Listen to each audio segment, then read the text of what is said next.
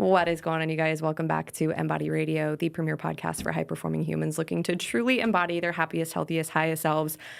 I just have to give you a warning. You are in for one of the best rides of your life on this podcast. Today, we are diving into not just all things juicy, feminine embodiment with one of my favorite people that I've met on the internet thus far, but we are diving into how to really embrace that femininity and that embodiment from an aligned, authentic place. So if you are somebody that you are kind of stepping your way into that journey of personal spiritual development, developing your feminine energy, and you're just kind of not sure about all the things that you're hearing and all the words people are using, this is the episode for you with Dr. Trish. So stay tuned. All right, everyone, welcome back to Embody Radio, the premier podcast for high-performing humans looking to truly embody their happiest, healthiest, highest selves.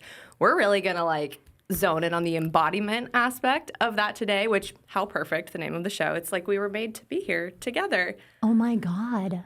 Yes. Which, so funny, I'll have to tell that story, like how that started versus where it's become. Anyway, I'm getting ahead of myself already, and we're 30 seconds in. Besties from the get, let's be real. Yes. So today we are here with one of my favorite internet friends now, real life friend. Yeah, crazy. I'm so excited. So Thanks, crazy. Chase, for doing your pod dad thing. Thank you, pod dad. Today we're here with Dr. Trish. So this has been such a long time coming. I feel like it's been long overdue. We've been planting the seed to meet in real life and connect and collaborate. But I feel like our love story has been kind of ongoing for a while. But it's here now. It's here now. Yeah. So thank you so much for taking the time to come on the show today. Yeah. Go ahead and let people know who you are, what you do, how you got here. We had a nice cacao moment just now. We just dropped in and we had a little intimacy ceremony together, and that was really beautiful. We're very happy to be here together. But yeah, hi everyone. My name is Dr. Trish. A lot of people call me Dr. T, just for short. I guess from a career, work, business perspective, I am a clinician. I'm a clinically trained naturopathic doctor. I'm a trauma and somatic specialist, but I'm also a mentor and a space holder for women. I guess. Right. It's really, it's so hard. In short. In short. Yeah, I feel like, I know you'll vibe off of this, and, all of your people will too, but I feel like so many of us are very multi-passionate and multi-disciplinary type of people. And as spiritual entrepreneurs, and especially as visionaries, people who have really crisp visions, it's so difficult to be what do you do exactly? You're I don't have the words to speak about how cosmic my shit is. It just is. You have to experience me. I don't know what to say about it. I love that ownership and the way that you put that, because it's just that is me right now. I'm trying to claim ownership in my art and my medicine. So it's as you should, because it's really potent. Thank you. Part of why I wanted to have you on the show and why I've just loved following you and then connecting with you personally so much is you are such an embodied person and such an embodied woman. The energy is so palpable, and I've loved getting to meet you here today because it is exact same vibes. That's just great amped feedback. up. It's one of my favorite things to hear. So when somebody is that way, I'm I have to give that to them. Yeah. But you are so correct, and it's actually something that I was talking about with Alexis when she's how do you want to be introed? And I'm fuck if I know. You're no fucking idea, man. Right. Go for it. And it's funny, are you into human design or anything that? Oh my God. I know it generally, and I think it's really cool, but I'd love to learn more. Yeah. So just one of the little snippets about my type is projectors, they've described it as people. I'm a projector too. Here we go. Cheers. Here we go. I love it. Seeing from the mountaintops, literally. 100%. Yeah. And it's a couple of the things with projectors is I remember somebody put this in such a beautiful way one time. They were projectors should just have open office hours where people can just come in and get what they need. You don't know what that is, but you will get what you need. And that's been such a thing in my career, especially stepping into more mentorship versus just fitness coaching. Yes. Is I'm in the humblest way possible, I can't exactly tell you what specifically is going to happen because that will reveal itself while we're there. But you're going to have a great time. Yeah. You're going to have a great time. You're gonna that's my promise. Yes. It's going to be good. The vibes will be high. The vibes are immaculate. So just come in and work with me. You will see. I will prove it to you. Every business coach everywhere is that's a shit pitch. And I'm well, it's worked so far. It's worked. I think with projectors, because projectors are so, again, just from the very basic shit that I know about human design, we're very auric and energetic in our quality, which is why it's so difficult for us to speak about what we do or label it, but people just feel we're an energetic match because We are. Yeah. It's either we are or we are definitely not. Or not. And I'm Yeah. like, great. I love that it's clear. Yeah. I love that whichever way it is Yeah. for you, You just it's know. crystal clear. Yes. Yeah. But I love finding out about this. Yeah. I think that's so fun. That's really cool. Right? And it does make sense, though, because any, Yeah. like, other projector friend that I have are just like a Jeep nod, you know, from person to person. Big picture. Big picture. Very good about like big picture, juggling like multiple perspectives. But also at the same time, I feel like the fact that we are so good about that, it's also at our demise because then we excuse a lot of like shitty things that happen. So we have to like use our discernment of like what is acceptable and what isn't, and like being okay with that. Yes, and like willing to go into that space, man. That hits very, we know very presently. We were just talking about that. Everyone, we were just talking about it. We had a ladies who lunch day. It was very cute. A nice day. It was very cute. So diving in, I want.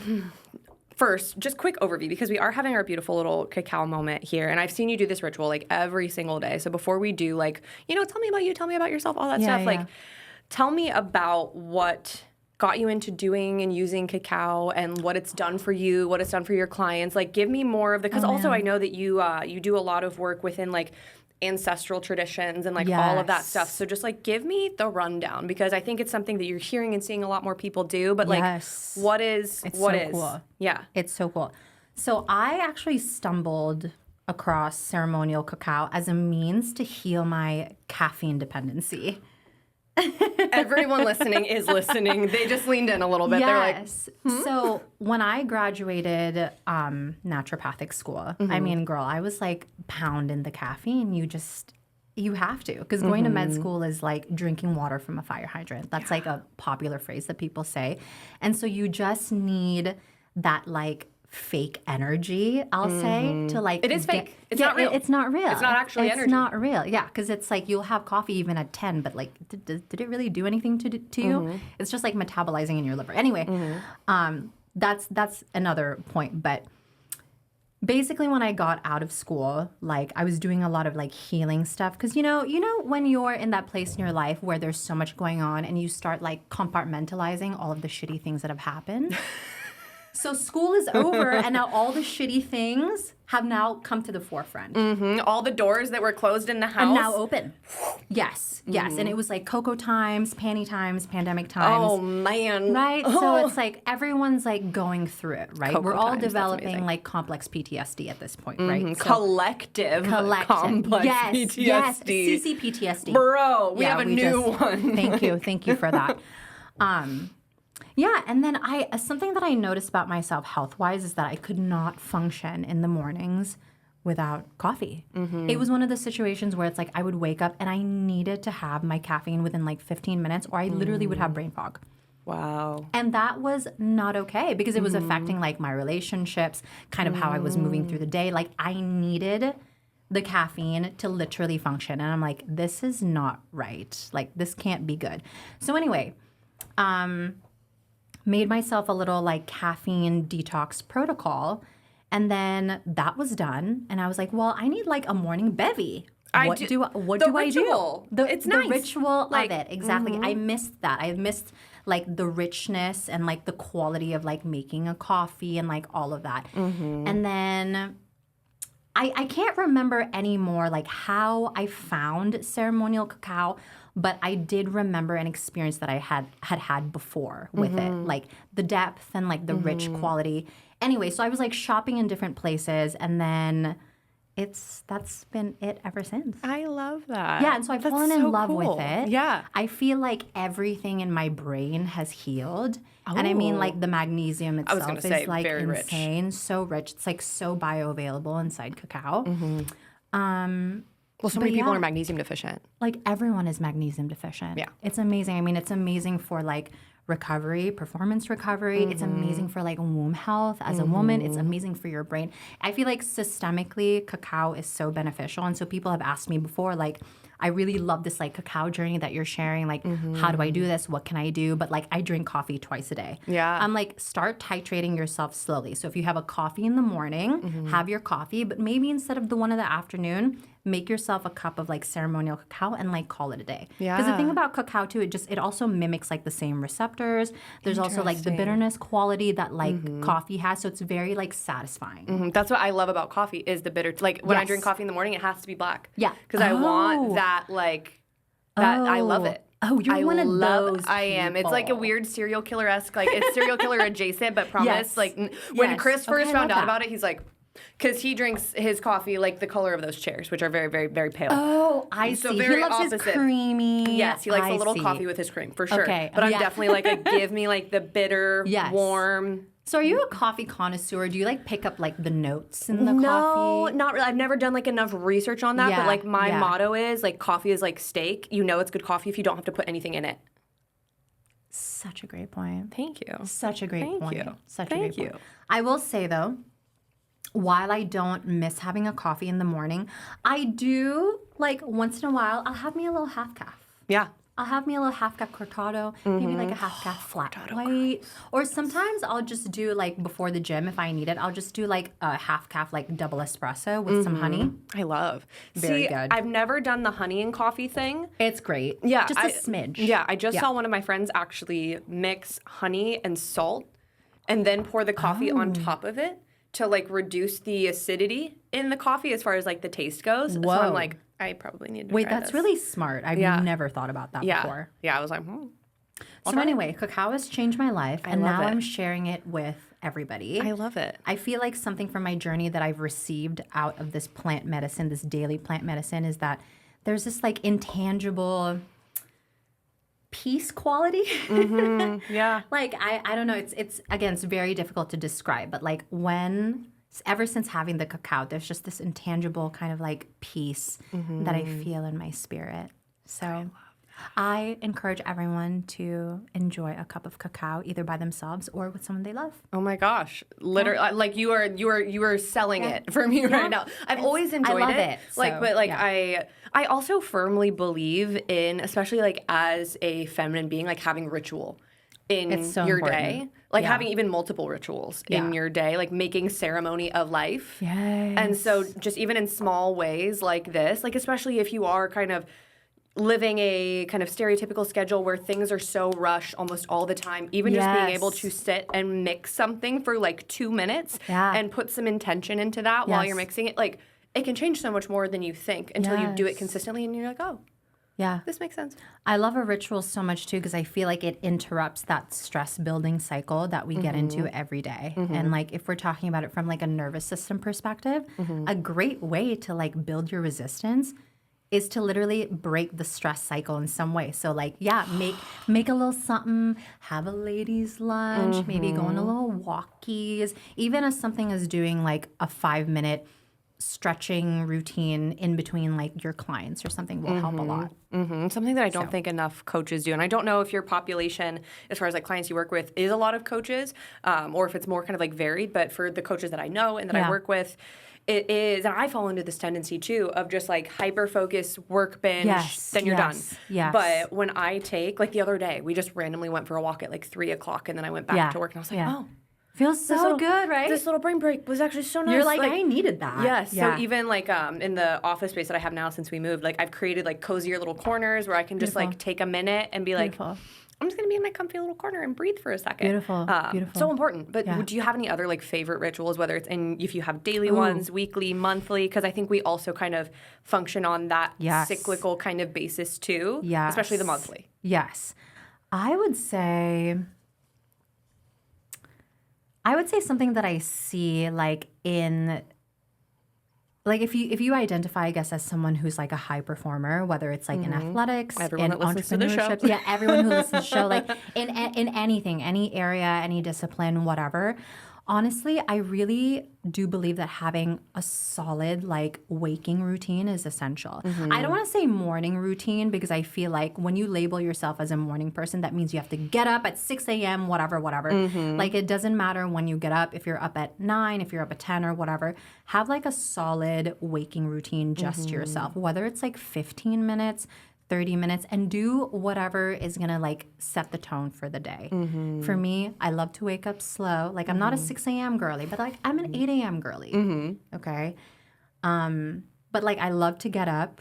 I love having me like some quiet time, maybe some meditation, a little scripting. We've all heard these things before. It's like woo woo rah rah. Who gives a fuck about meditation or something? I love it so I really much. do think that it helps, especially for people who classify themselves or who actually have diagnosable like neurodivergence. Very helpful to have a morning routine. Yes. Compared to like people who are neurotypical, i.e. regular people. How? Where are they? I've never met one. I think it's so important, but also Yes. just like making that space to yourself and like creating that space, I feel like in the brain is so helpful for us.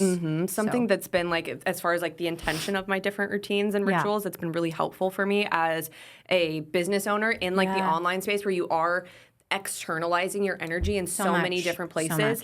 In the morning, I'm kind of collecting my energy within myself so that I can send it out. And then at the end of the day, I'm like, okay, we're going to call it back in. Because I just sent it everywhere. Now I'm going to like bring it back here. So even just that like little intention shift of like bringing that intention to it, hugely helpful for just my own energy management. Because otherwise 100%. It's like octopus tentacles just out here all day long. And you're like, where am I? And everyone is so different. Like when I say waking routine, I mean, that could apply for like people in the afternoon too. It's like just learn to like listen to your energy as much as possible and like adhere to what you actually need.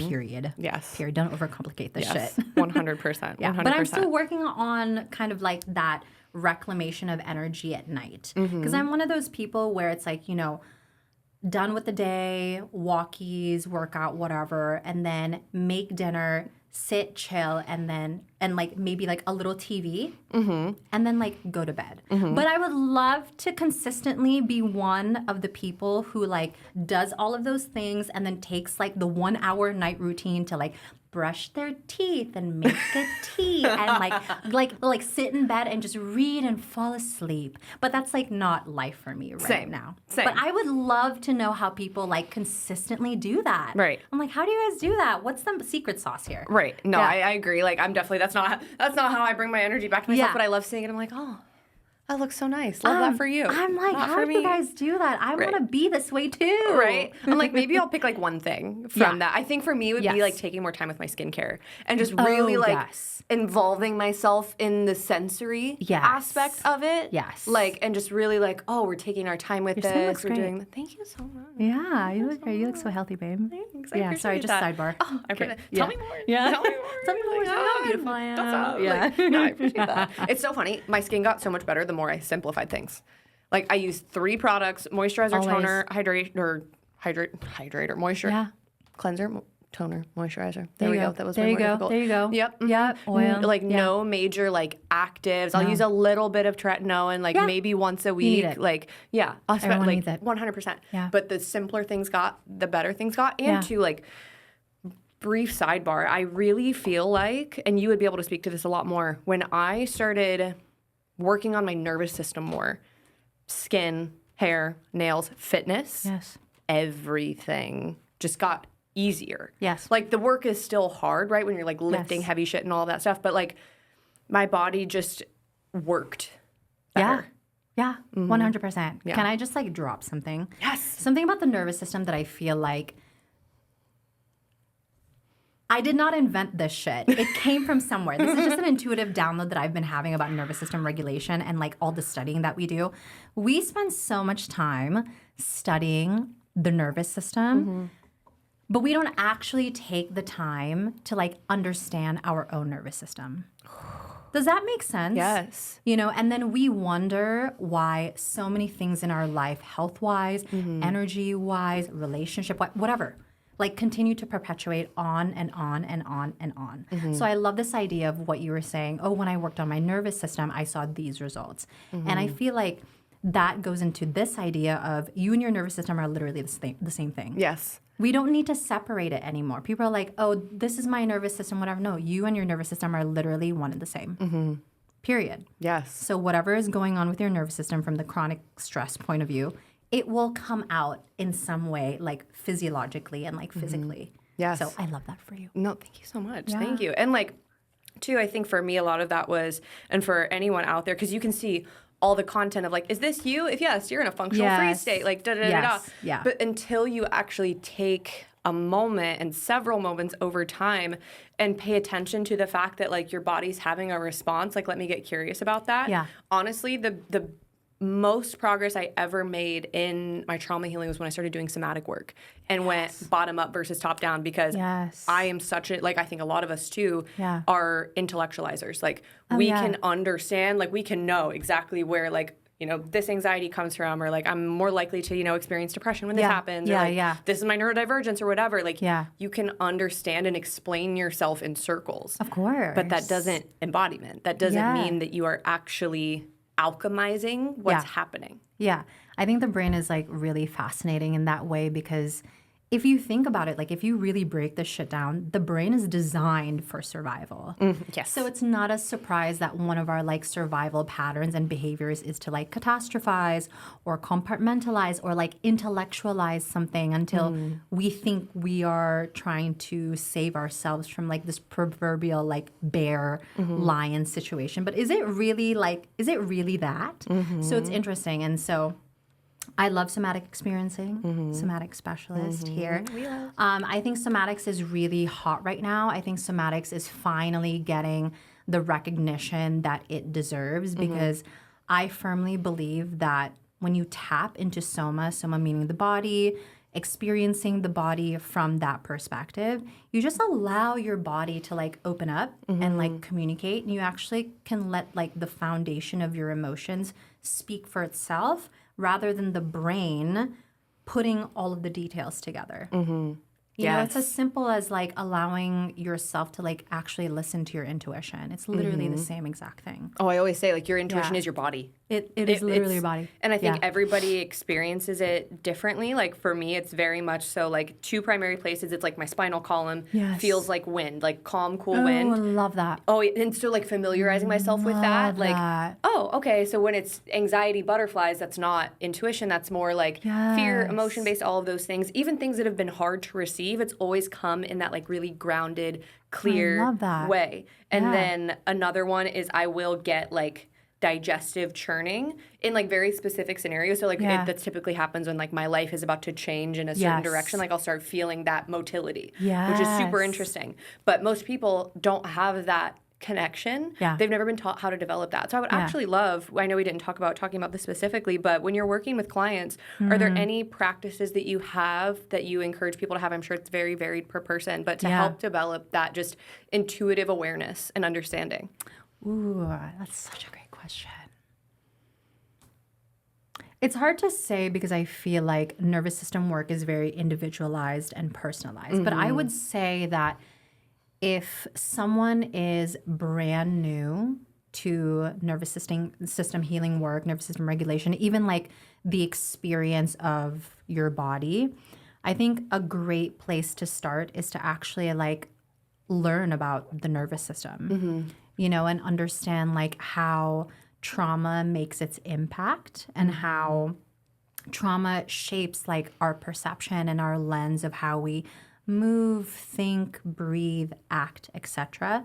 Because a lot of the stuff is very subconscious, and until we bring it to the conscious place, it will always stay there. Yes. And so I think a great, maybe something like tangible and something going back to like the ritualistic idea is like the journaling / scripting. I think that is really lovely because there are a plethora of like free resources for journaling, scripting. And this isn't like a Dear Diary type of situation. It's just like trying to explore like your origin story, your history, like maybe it's a specific behavior or why you were triggered in this way. And then starting that journey there so that you can build your self-concept, like empowerment, et cetera, et cetera.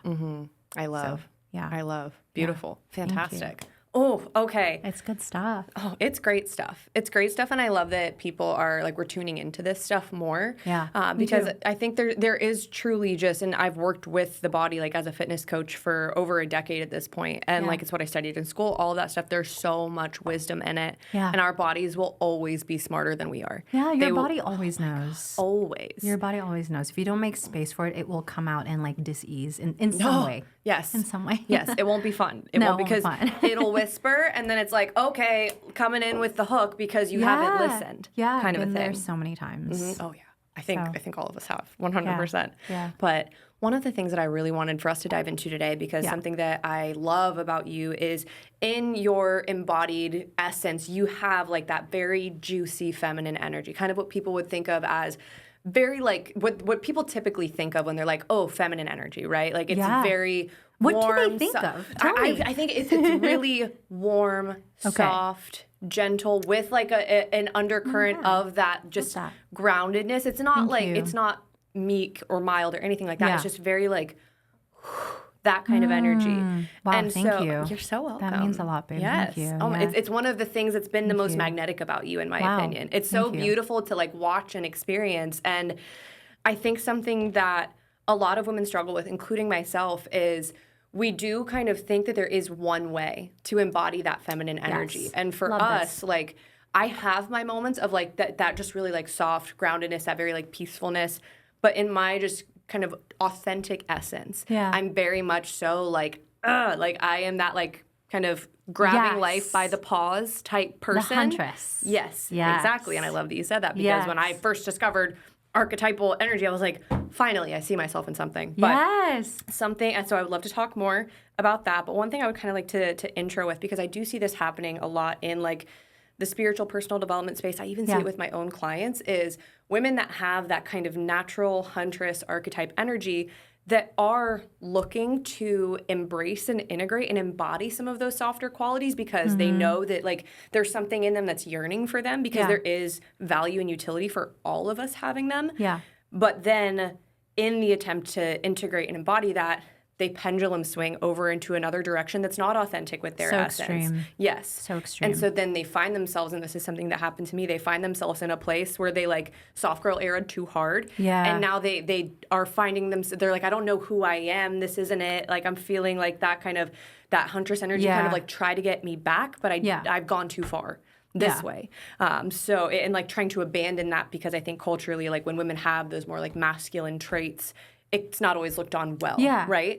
So in your kind of understanding of feminine archetypes and just in your work as a coach, how do you teach women, especially that more like huntress warrior type woman, how to incorporate that softness without completely abandoning self? This is a great conversation. I'm so excited. I'm so happy. I wanted that to have it for so long. I'm so happy we're talking about it, because I have to say, maybe like starting from the very top, like I find it interesting that the polarity of energy has now become like a thing. Yes.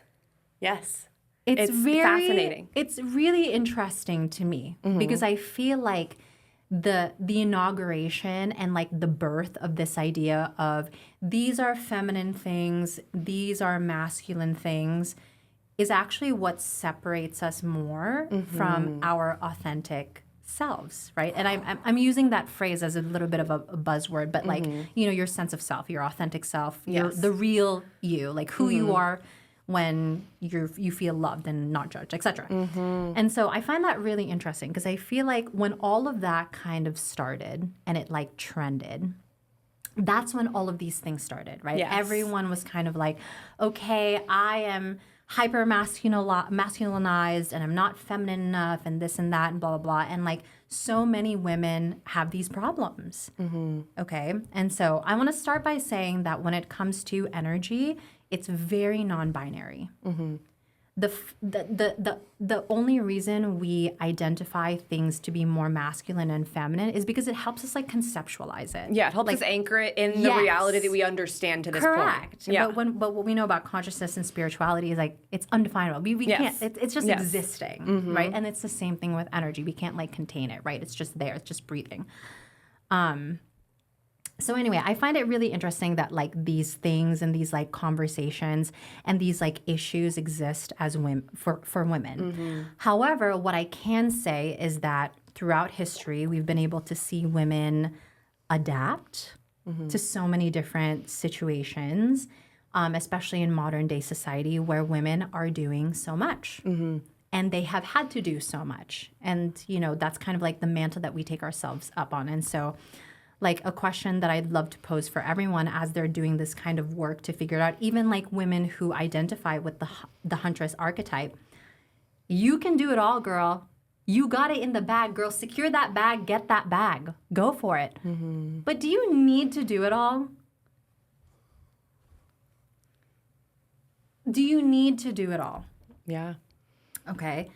And so I think when it comes to exploring like the emotional and the energetic and like the psychic terrain of the woman in regards to these things that are like masculine and feminine, these are just things that you have to think about. Yeah. And so I think when it comes to, I guess, these like qualities that we could define as like masculine and feminine, that's up to you. That's up to you. Does soft have to be feminine? No, I've thought about this so many times too, because when we assign just automatic like masculine value to assertiveness, to any level of aggression, to any of this, I'm like, Mother Nature. Have you seen a hurricane? Have you seen a hurricane? Yeah. Have you seen a mother defend, like, have you seen a mother wolf defend her pups? Like, what is more feminine than ferocity? Yeah. Than that, like, hey, this is mine, or like even just like the chaos and birth aspect of nature, like Correct. could be arguably just as feminine as it is masculine. 100%. So that is like the message that I love to resonate on, because as much as I want to embody and create this very like soft life, whatever soft means to me and whatever soft means to anyone who's listening to this, I also want my man to have a soft life. Yes. But does that make him less masculine? No. Not I at love when all. Chris takes a nap on my lap. I'm like, oh, you're relaxing. Yes. Like, and you've lived a life that's not been very relaxing. Yes. If we want a soft life, we want our men to have soft lives too, right? Yeah. Like why are women so hell-bent on their counterpart? I'll speak specifically like their masculine counterpart, to give them permission to have a soft life. Why don't you create one for yourself and have your man create one too for him? And the two of you can just vibe off that together. Yes. And I think another thing that's come up a lot for me, like in my reflections on all of this and like when I just sit and marinate on it, is I'm like, when women are like, I want a man to put me into my feminine energy, I'm like, babe, that's your job. That's an inside thing. Yes. Nobody can or should have the power to take you in or out of an energy. That's something that you cultivate within yourself. Because I think a lot of truly embodying feminine energy is feeling safe. Yes, 100%. And you need to feel safe within yourself, or you will never feel safe. You have to create that container and that vessel for yourself. And I love that you said that, because a point that I was going to make when it comes to energy work is that is kind of like a complaint that I'll hear from my clients. Well, my partner, whatever. And so I'm angry and then this happened and I'm less feminine. And so I always make the point that if your energy depends on the mood of the other person, you're actually not embodied, you're just performing at that point. And you know what? Performance is a survival pattern of the feminine. Right? Poetry snaps. Because like even from like the very primal and like primordial design of the woman, right? Just like speaking biologically here, you know, women are beautiful. We love to look at them. Women also love to look nice. It feels really good. So even just from like the physical aspect, very nice. And so then when you bring in other parts for survival, and you want to survive as a woman in a society that may eat you up and bring you down, you have to conform and like perform to X standards so that you can belong in that community, or you're not going to enter something that's abusive or violent or whatever it is. And so a great note is that you create and cultivate the energy for yourself, and it doesn't depend on the other person. Can the other person help you though? 100%. The other person can help support you. They can help lift you up. I will say that if people are curious about entering more of the feminine archetypes and kind of like maybe rerouting themselves back into the very like wild nature of the feminine. Let's do it. Yeah, they can do that with the help of a masculine counterpart. Okay.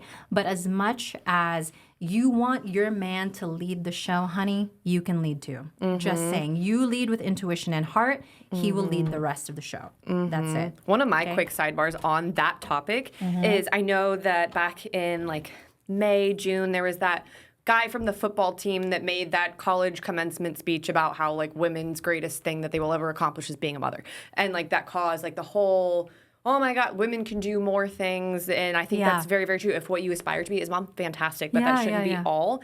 I've always thought it's so funny, not funny, haha, funny, weird, how there are narratives spun that women should only create life but not wealth.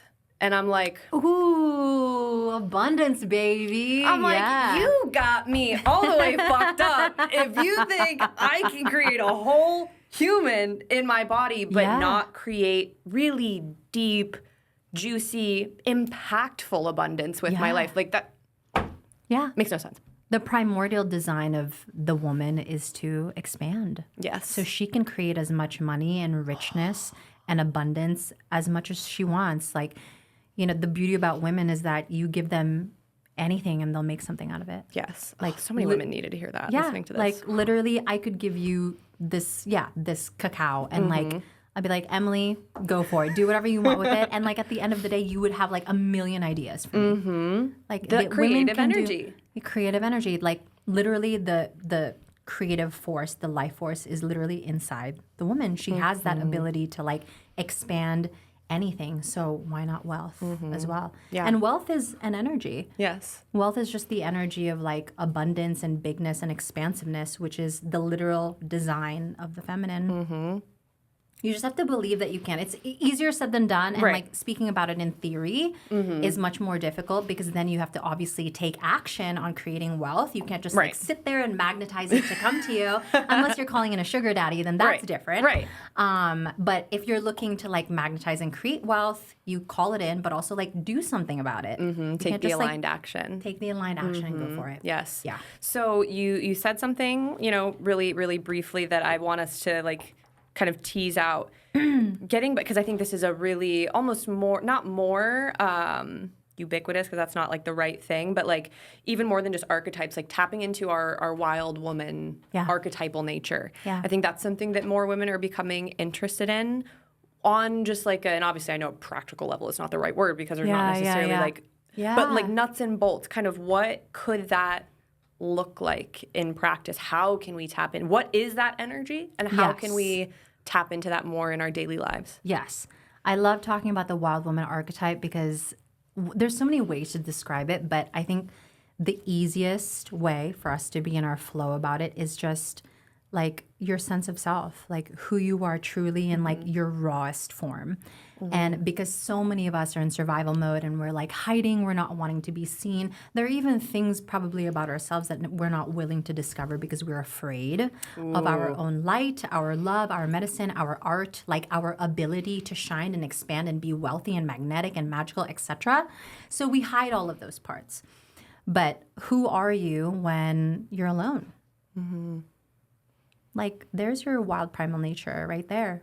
Like what are you doing? Like all the things that you do to make you happy, that bring you peace, that make life simple and at ease and as fluid as possible, those things help your wild nature. And people are like, oh, wild nature, like what does that mean? Wild as in something that's like original.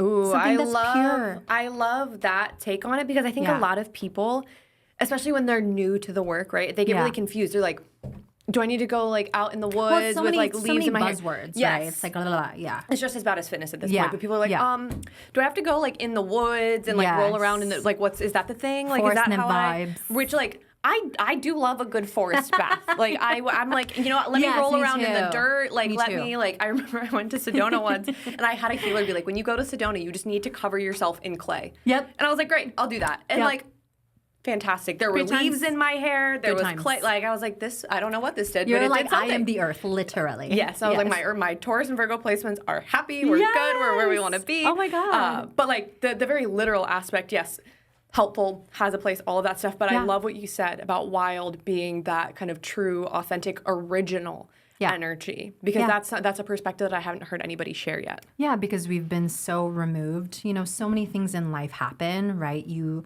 get born into a family. So many things happen in childhood, right, that separate you a little bit. And then you become a teenager. More things happen that separates you a little bit more. And then you become a fully fledged adult where like things are just like hiding in the subconscious at this point. And so you have to make that choice to like close the gap between that separation of who you think you are and who you're performing, the image of you that you're portraying to other people, to like who you actually are, right? And you can do that discovery work literally even just by being alone.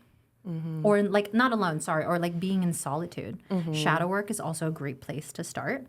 Shadow work is also something that's very like buzzy and trendy in like the neo-spiritual world.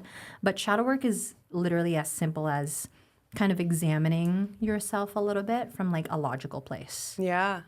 Like, why is it that I do things this way? Or why do I behave in this way? Or what is it about this person that's affecting us, or what is it about my behavior that's affecting like this negatively in this relationship, blah, blah, blah, period. Great place to start. How do you help someone peel back layers? Because when we're asking a lot of those questions, I feel like there's sometimes a surface level answer that's like, this is like on top of the big thing down here. And it's like, how do we get from like the surface level thing that's like very real and yes, like it's part of it, but like to the muck? Because that's, I think, the really where the juice of the shadow work comes is when we can get into the muck. That's a scary place for people to go. So how do we start like going there? Very big question. This is we don't ask any small questions. Well, no, this is a great question because I feel like this is in relation to like support and resources. And I'm not saying this because I'm a practitioner, but like truly, you can do a lot of this work, quote, quote, by yourself. However, in my experience, and even my experience from hearing from my clients, is that there's kind of like a threshold for stuff that you can do on your own. And then at that point, that's when you try to seek guidance, mentorship, other forms of therapy, even like communal experiences, workshops, gatherings, etc. There's so many things that you could do.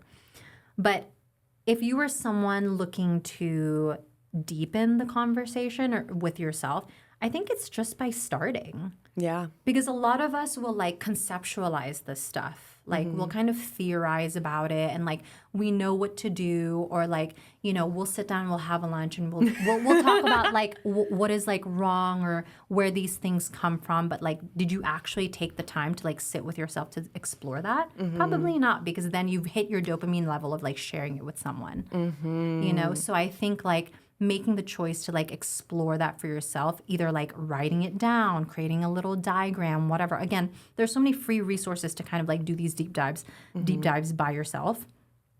Podcasts, Pinterest, whatever. Pinterest. It's all there. It's all there for you. But I would say like stop conceptualizing and talking about it so much and like go inward a little bit, grab a little journal and like explore a cacao and like start deepening the conversation for yourself. And if you can't do it, and if you cannot do it, that's when you seek like an external resource.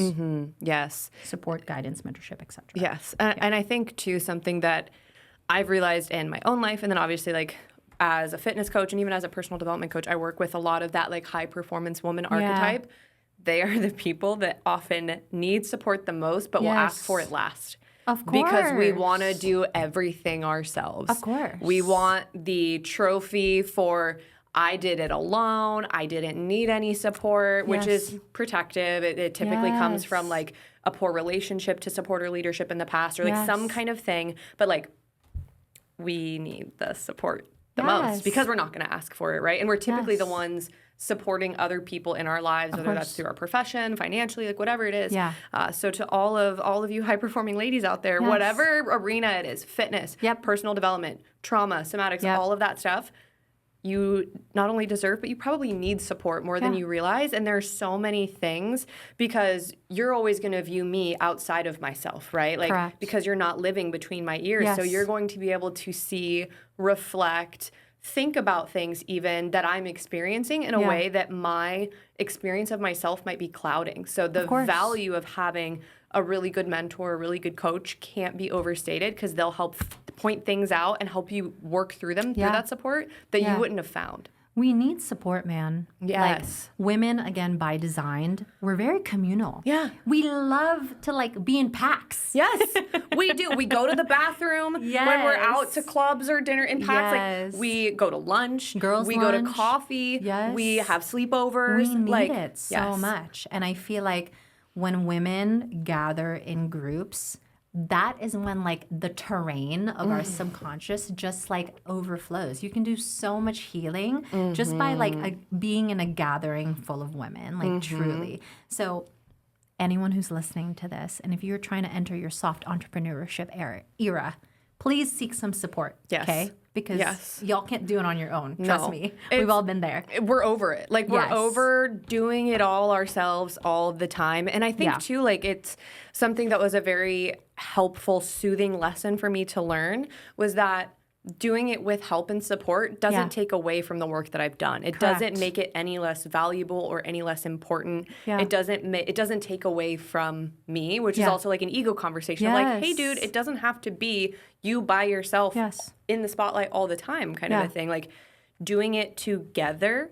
is not just as valuable, but honestly sometimes even more, because it's like, it's kind of like that expansion energy. It's like everybody brings something and puts something in the pot that makes the recipe that much yummier and that much just different and new. Yeah. I think all women have this like transfixed candle inside of them. And like if you want to keep the candle burning, you need support. But so many of us burn out before we should be burning out. And like I just came out of like the longest creative burnout of like my life, and it was not great. But I'm happy to be back. But it was not great to be in it because when you feel like your life force energy is dead, it's just the worst feeling. And then you realize like how unsupported you actually are. And like your life literally changes the minute that you have support. You actually feel like juiced up again. It's just like charging up a battery, or putting like gas in the car. It's the same exact thing. You can't keep running the car with an empty fuel tank. Yes. And just because the fuel tank is empty doesn't mean you have to be the one to put the thing in it. Sometimes your job is to like kick back. And I think there is also too like so much to learn from receiving and being supported and feeling okay in that, feeling like you're worthy of that, feeling like you deserve that, feeling like that is available to you anytime. Yes, 100%. People are always going to want to serve you, trust me, because it feels so good to serve someone. Yes. Right? Like when people talk about healing, like I feel like something that I'll hear consistently is when I am in service to someone, I feel really good. Right? And so it's like, let other people pour into you as much as you pour into other people. That's just all what we're here to do anyway. We're just here to like hold each other's hands and like walk each other home. So like you give to me and I give a little to you, and like we'll just go back and forth. But if there's no reciprocity and mutuality, then that's also a red flag, and you should let that go, or else you'll continue to burn out there. Yes, 100%. Yeah. So kind of one thing that came to my mind when we were talking about the like wild woman integration, and then I just hear you talk really openly about this a lot, and not every woman has arrived at this yet or even will, but something that I love seeing and hearing you talk about is how much you embrace your cycle. And this is something that, for me, I spent, honestly, from the time I started having a period up until I was like 22 or 23, most of that time I didn't have a cycle. Between dance, between bodybuilding, I would lose it for years. And so I think part of where like my appreciation for it comes from is the fact that I didn't have it for a long time. But I think a lot of women view our cycles as this bad thing. And yes, they can be painful and they can be inconveniencing at times, but like one of the biggest game changers for me was learning how to appreciate it and honor it in my own way. And I want to give that to more women. So talk about kind of what that journey's been like for you. Like what brought you there? Whoa. So I resonate with the experience of not having a cycle, but always feeling like my period was a nuisance. Like it's bloody, it's everywhere, it stains things, it's all over my hands. Like this is just so inconvenient and it's gross, right? That's kind of the programming and the messaging that we receive around our period, because with the introduction of Judeo-Christianity in the 1800s or so, that's when kind of like the ancestral stories about the women's blood changed, right? We're not people used to worship it. Yes, and people would drink it.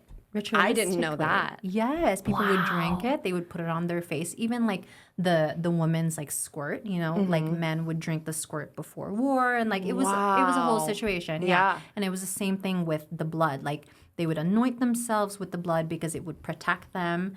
And then other rituals of like dropping a piece of, you know, you'd go to the temple during like goddess times or whatever in war times, and then the menstruating goddess or the priestess who was there, they would take like a droplet of her blood and have a ritual of it and drink it before war, and that would immortalize them. Yeah, it's so wild. Men used to do that. Men used to literally go to the temple and like, you know, worship the menstruating goddess / woman who was there. Because God was indeed a woman at the time, right? And then anyway, the introduction and the indoctrination of Judeo-Christianity kind of changed the game for us, right? And so I think it's cool that women are slowly starting to resurrect their relationship with the cycle. Because What a beautiful way to put that, a resurrection. Yes, I love that. right. Like we're in that renaissance. I'm seeing that with so many women right now. The cycle syncing era. Everyone's kind of like into that right now, which I think is really cool. But anyway, going back to the story of losing my cycle. So I didn't have a cycle for a while. Maybe it was a year or so. Anyway, I don't remember the timeline anymore. And I was really scared. It made me really nervous because I was like, wait, does this mean that I'm like infertile? Just like a lack of education too about like the reproductive system and like women's health. Like we don't receive that information in like the school system, right? So you don't know any of these things. And so I remember not having a cycle for that time and just being really afraid. And then switched a couple of things around lifestyle-wise, and then I've gotten my period back. And so I've been working on harmonizing my hormones for myself for about like 7 years or so. Well, I was on birth control for 10 years, so it's taken... Yeah, It's a journey. It's a journey. It's a journey to do that. And then I was vegan for a really long time, and that really fucked up my hormones. Again, this is not a bash on veganism. It's more about how I was doing veganism. And everybody's body responds to different diets differently. Correct. 100%. So it's not. This is not the vegans or veganism's fault. So, but yeah, I've been harmonizing my hormones for about 7 years. I will say the last 2 years, my cycle has been like regular. She is happy. She is healthy. Like PMS is virtually not a thing for me anymore. I have like relatively easy, uncomfortable still, but like pain-free cycles. And that is such a blessing. And so just for any woman who's listening to this, if you have painful periods, that's not normal. And we need to stop like normalizing that. I that's one of those things that it's like one of the most controversial things to say because people feel when they're not like hearing it for what it is, they're like, well, that's not how it is for me. Like something's wrong with me. And it's like, yes, something's not functioning properly. That's something that we should look at. It's not to shame you or say that you or your body are wrong. It's like, no, that's something, babe, we got to look at it. Yeah. Because is it a magnesium thing? Is it a how you're fueling your body all month thing? Is it a deeper hormonal thing? Like that's a check engine light that's coming on. 100%. I would say that the bleed is an indicator. Like when you're on that phase in the month, like your bleed is an indicator of how the month went. So if you're having a painful bleed, it's something to like, you know, again, discover and kind of like investigate a little bit. And if you're having consistently painful periods, I would definitely recommend seeing a naturopathic doctor to get your hormones changed. Just from like the metabolic perspective, let's just see what's going on and make sure that everything is okay, and then we work from there. Yes. But anyway, going back to like this whole idea with the cycle syncing, I love cycle syncing because there's so much wisdom and power inside the feminine cycle. And if you think about the feminine cycle and like sex, sexuality, sensuality, they're all in the same place. They're literally all in the womb, right? It's kind of like the lower chakras. And then if you think about women's status changing throughout history, you can see how all of this stuff has been oppressed. So there's a reason why things have been so oppressed, right? Like I'm a big believer in that, like, oh, if, you know, I'm going to put it out here, but like, I love it. You know, if the FDA says no, there's probably something to it, right? You know what I'm saying? So if people are kind of like denying something or whatever it is, like there's probably something to it. And so At least an invitation to explore. at least an invitation to explore and like expand it, etc. So I love the female cycle. I think it's amazing. There's so much like untapped potential. And if you start investigating the phases of your cycle in 1 month, like girl, you are a plethora of things in a month. Oh my God, you are 4 different people at least. Yeah. At least. And you don't even, you're so unaware that like there are so many things happening in accordance to your cycle. And you can like superpower your life just by understanding your cycle and like where you are and like things that you can do to support yourself. It's pretty amazing. So for example, excuse me, I am currently on my bleed. Actually started my bleed today before this podcast, which I'm very, very excited about. And so the bleed is all about like the crone archetype, which is probably why I'm feeling really like heart open today and very like grounded, because the crone is like the oldest out of the women, right? She's the one with like all of the insights and the wisdoms. She right? just drops a nugget and Drops then walks a away, but it nugget. changed your whole life. And you're like, Yes. that's in you. Yes, like all the time. literally. So the crone, she just like knows, right? She's got incredible insight and intuition. Luteal, which is the one before this, right? Luteal is, you know, the time where we're a little crazy. Okay, this is the energy of like the Lilith archetype. I've never heard anybody put it like that. Lilith, yeah. Oh. So for those of you who don't know about Lilith, Lilith was actually Adam's first wife. The OG. The forgotten OG. Yes. Like, yes. truly. Yeah. And God was like, no, we need to create the image out of man and made Eve. So Lilith is feeling real abandoned, right? And so we categorize her as like the dark feminine energy because she's that archetype that's responsible for whatever it is that you are hiding or whatever it is that you can't see is going to come out during luteal phase. Which is why in luteal phase, this is a great time for you to be honest about shit. Whatever has been on your mind, your heart, etc., it's clear. You know exactly what's happening, so go for it. If you're feeling some anger and some rage, great time to exercise that as well. Actually, I want to pause on that one because I know we talked about this at lunch. Anger and rage. These are ones that I have kind of woken up to that I have experienced a lot more than I have ever like allowed myself to experience, if that makes sense. So like it kind of came to me and I honestly want to say it was in my luteal phase, but I was just reflecting and I was like, there's so many times when I have, because I'm a crier. That's a big one of how I process feelings. Like I cry when I'm happy, I cry when I'm sad, I cry when I'm angry. And because I had never actually like tapped into the fact that there were a lot of things in life that I was very, very angry about. I started to notice if there was a situation that felt activating and I would start to, not in a sad way, but just activating in like that way, I would notice I would start to tear up, but I felt this heat under my sternum. And it was like the tears were trying to extinguish the anger so that the anger didn't come up and out. And that was such a huge realization for me. And I just stopped and thought, and I was like, are you angry? And I was like, it was like the little part inside me was like, yes, dude, we've been trying to tell you with this fucking burning sternum for years. I love that somatic experience, by the way, that you you felt that. And you're very aware of that. Thank you. I finally paid attention and I was like, oh.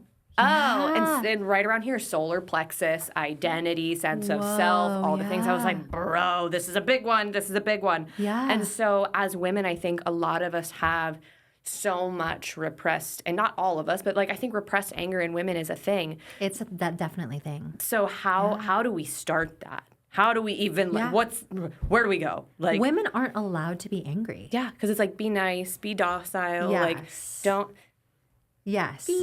piss anybody off. Yes. Don't be pissed off. But then when you're docile, it's like, well, you're boring or you have no personality. So, like, you know, it's a lose-lose situation. Right. I feel. Right. Or even, like, when you're angry, it's like, oh, that's hot. And it's like, we have to, like, then be objectified for our anger. It's like, no, bitch, I just want to be angry. Yes. Like, and so, yes, unpacking this. It's such a big one. But I love anger. Yeah.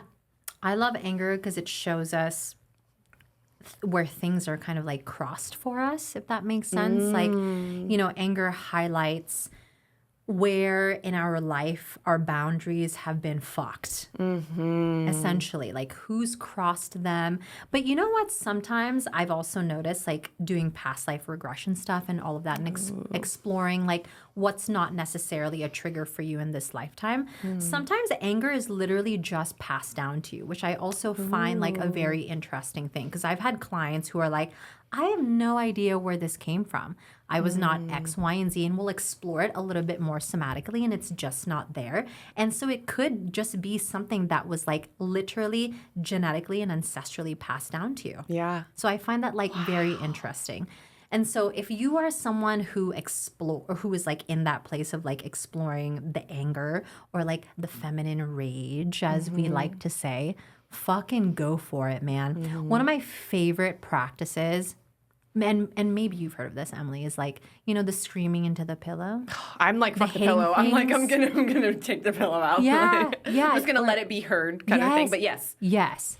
Also something that I love that can be sometimes a little bit destructive, but really cleansing is literally getting like a plate, a ceramic plate, grab a little Sharpie, whatever it is that angers you, write it down. Ooh. Write it down on the plate, everything, let it flow, break that shit. You will feel so much better.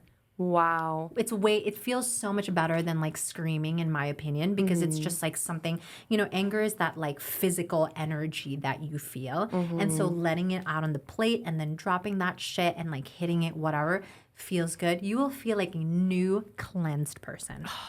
I will definitely be doing that. Yes. That sounds so just fun. Yes. Of like, oh, I can do something with this. Because I think that's like something for a lot of women especially, is it's just like this thing that sits here and it's got like contained. This vibrational energy. Because it's very active. Like anger is very mobilizing, similarly to fear, but in like a fiery way. And so when it's just sitting in there in you, it's like something is always trying to like kind of like tapping at you, like trying to get out. And so it's a very physical experience, in my opinion. I also love exploring kind of like what's under the anger. I definitely think it's a top of funnel. Yes. And then something here. Yes. When you've cleansed it with fire, yes, it's like, what's the ashes that are left? Yes. When I love that visual. Thank you, babe. I love imagery. Yeah, it's so good.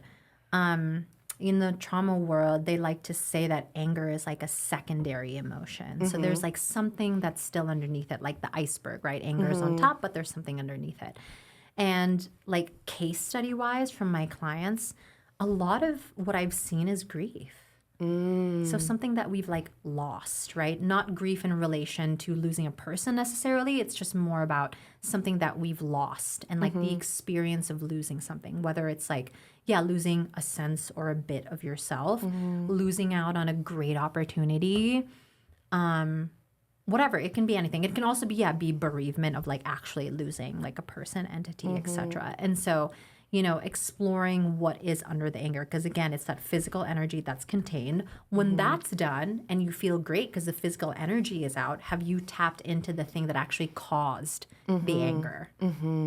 Yeah. What's that little like the thing that's left on the hamster wheel after you let the hamster run, kind of a thing? And it's almost like especially as somebody that is like super, super active, it's part of why I like working out in the morning, just from a mental, emotional state in general, is it like helps me take the yarn ball and like tease it out a little bit longer. So I think like giving your body that release allows you to kind of sit in maybe a little bit of a clearer place to get to the bottom of that funnel that might have been harder to access before. I love that you mentioned working out, because I do feel that movement is definitely medicine, 100%, whether it's like going to the gym and getting like an incredible training in, or even other things like dance.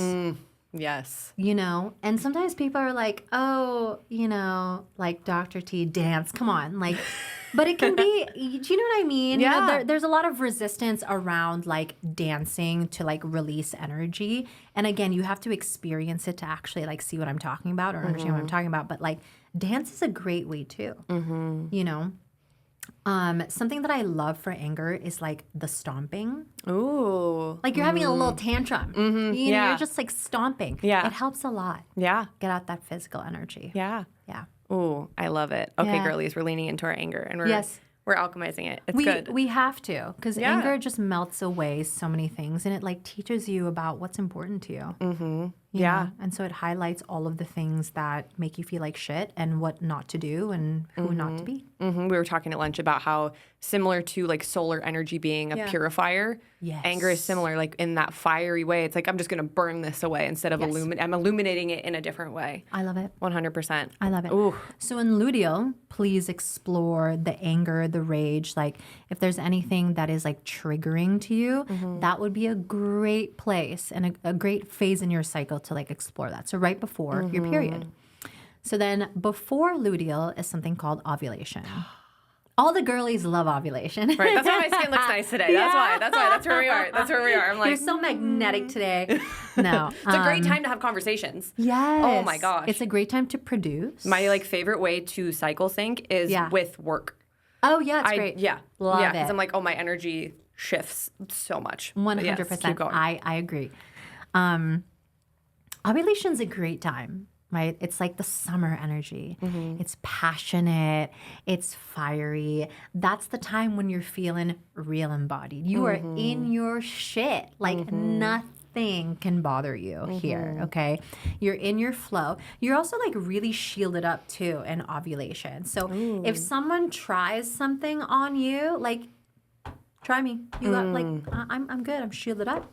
It's all good. It's like bad bitch energy. Yes. It's like hair flip, nails 100%. clacking, just like Yes, 100%. So that's ovulation. We love ovulation. Ovulation too is a great time to like, connect, do all of like your business things. You get great lifts in the gym during ovulation because of all of your hormones. They're just rising up with you. And then the phase before that, is like follicular. So this is like your spring energy. This is like the soft girl era energy. Okay? You're coming out of your bleed. You're going into follicular. You're a little soft girly. You're feeling really affectionate, really soft. So like capitalize on that. So that's the time that you start getting like organized. You make your little task lists, right? You capitalize on that stuff. Maybe you're like listening to a new podcast or like reading a new book. Like anything that's new in the follicular phase is going to inform the rest of your cycle. And then you just like capitalize on it week by week. Yeah. What's super interesting is I get my best training sessions on the first day of my bleed, which I know is not normal for everyone. Really? Yes. Which is part of why like I get Tell me kind of why. frustrated with like the cycle syncing space in the fitness space because it's trying to like copy paste like this is what you have to do kind of a thing. Yes. And we're very much so like, hey, how does your body That feel? labeling we talked about from earlier. 100%. Yeah. But I feel like an Amazonian woman on day one That's of my beautiful. cycle. And I really like it's funny, I think I started to feel more that way, also like amplified when I started really embracing my cycle. I'm just like, it's something about like, and this probably sounds graphic to some people, but like the blood and like the very visceral nature of it. Yes. Where I'm like, I'm going to go hit a PR. I'm going to go hit a PR. Like literally, as I know, as soon as my cycle starts, like I'm full athlete mode. Whoa. Yeah. And it's so fun. Whoa. It's also But given you me so know much what? more appreciation for it. Yeah, I feel like, you know what that communicates to me? That like you're just embodying your power. Thank you. That's like love what it doing that. communicates to me because like the blood, like if you think about like the blood that you release, okay, like I'm just gonna drop this here too because I think this is a great reminder for all women.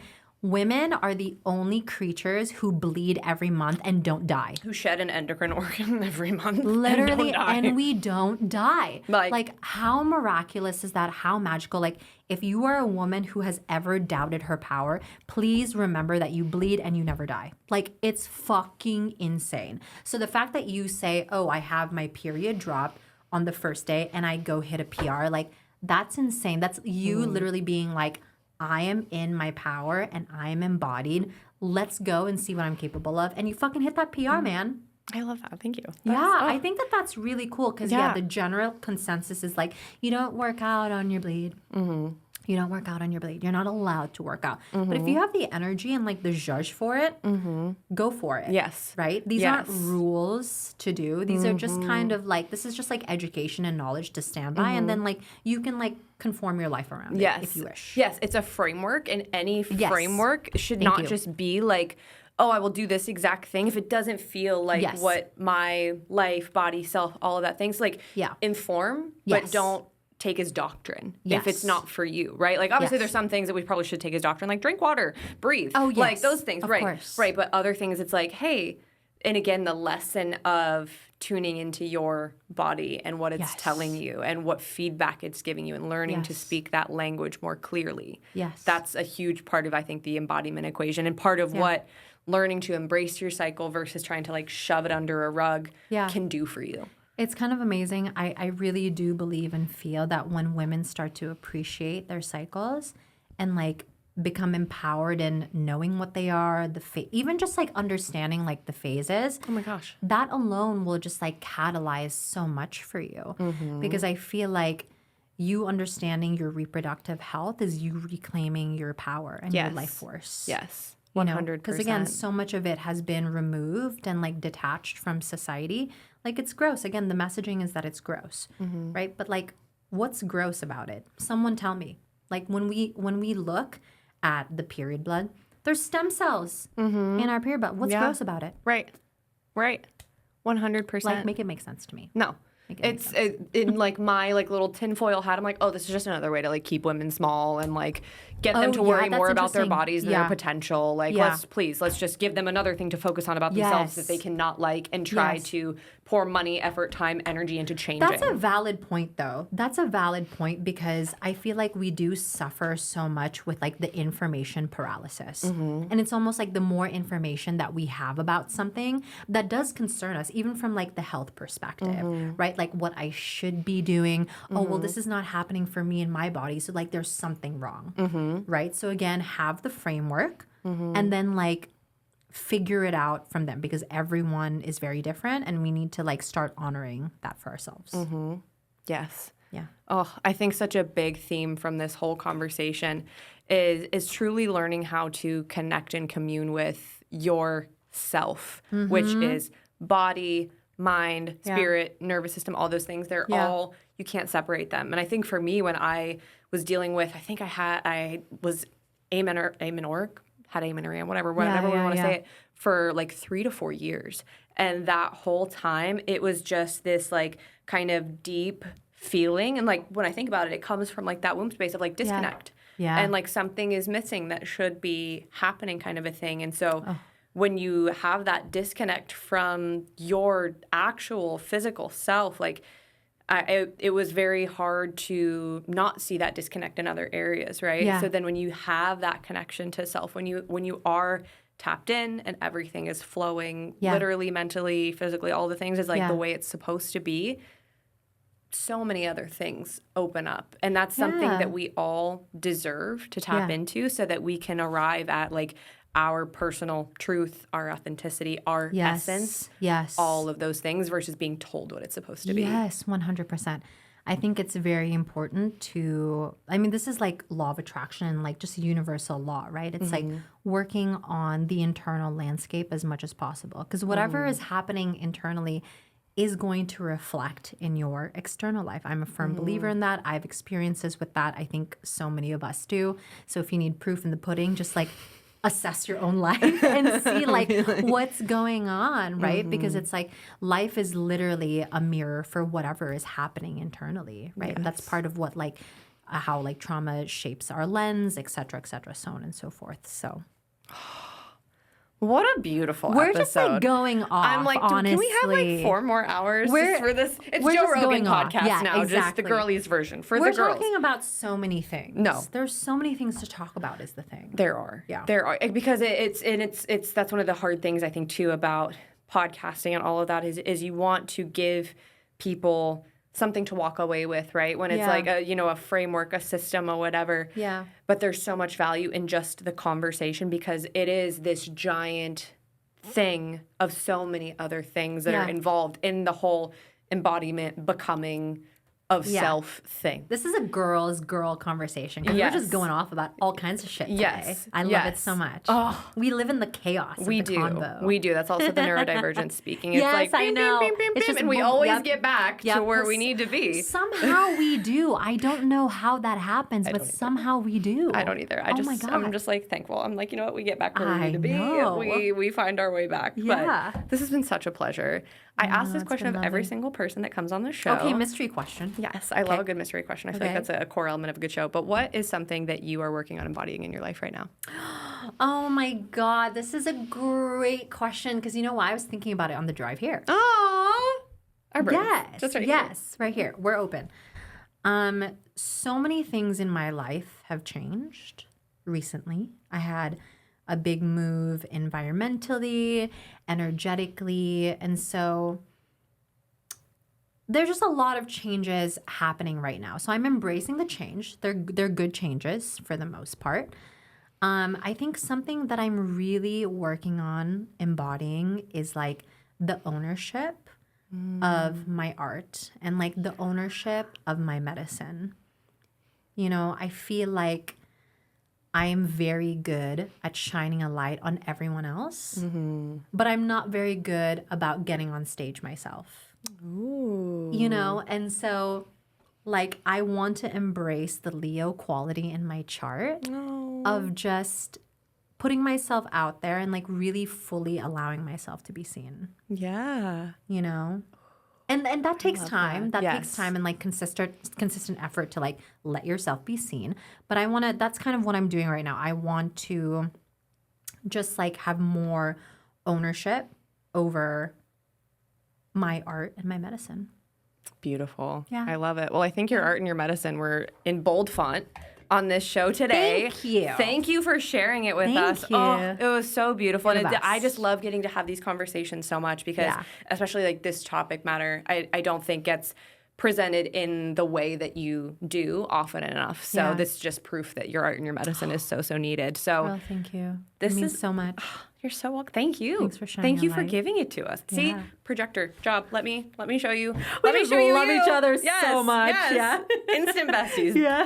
But on the topic of your art and your magic, where can people get more of it? This is your time. Plug away. Where can people find you, work with you? Any special God. offers coming up? Like, give us all of it. You know what? Yes. So the two offers that I'm launching are probably going to be over by the time this happens. I'll tell you when we're done with the mic. Okay. When we're done with the mic, with the podcast. Goodbye, Mike. But the best place that everyone can stalk me is Instagram. So it would be at dr.trishferrer. So send me a DM. Let me know what nugs you picked up from our conversation and what you thought about the vibes. They were immaculate. And if we There's should no have other a part answer. 2.